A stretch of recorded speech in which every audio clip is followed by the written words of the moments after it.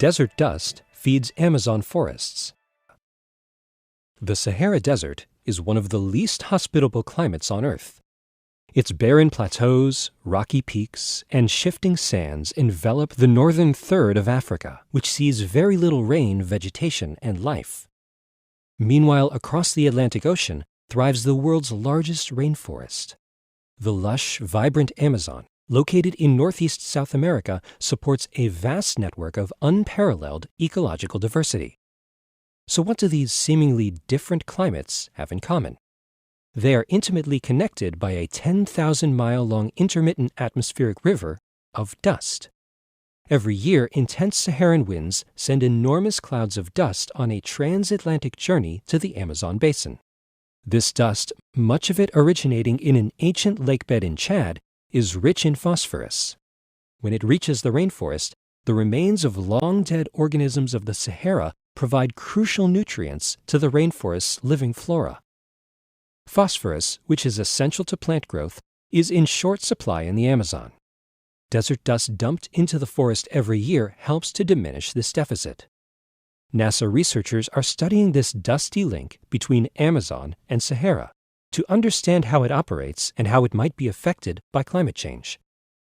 We know that dust is very important in many complex ways, says Hongben Yu, an atmospheric scientist at the University of Maryland, who works at NASA's Goddard Space Flight Center in Greenbelt, Maryland.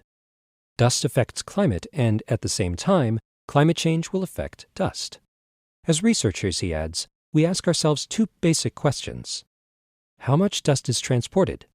And how does climate change affect the amount of dust that travels across the Atlantic? Data from NASA's Calypso satellite, launched in 2006, may provide the answers. For the first time, Calypso has quantified the amount of dust that makes the transcontinental voyage, and the numbers are impressive.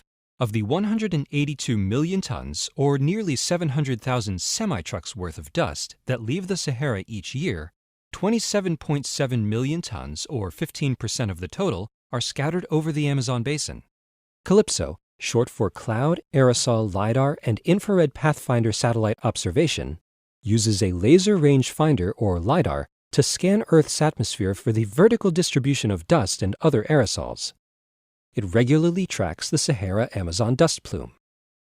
One of the things Calypso has revealed is the connection's variability, changing as much as 86% between 2007 and 2011.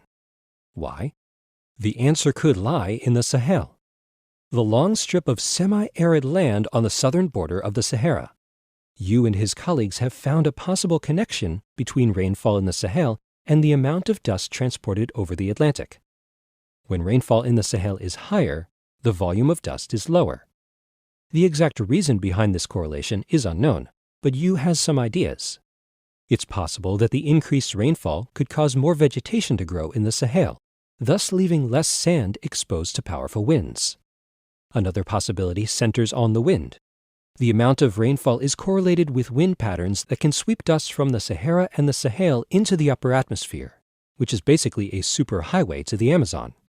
Thanks to Calypso's unprecedented 3D observations of atmospheric dust, scientists can begin to create models to predict how the dust may impact climate in the future, and how it nurtures the lush forests of South America today. Creatures of the Amazon, and perhaps around the globe, may want to consider sending the Sahara a thank you.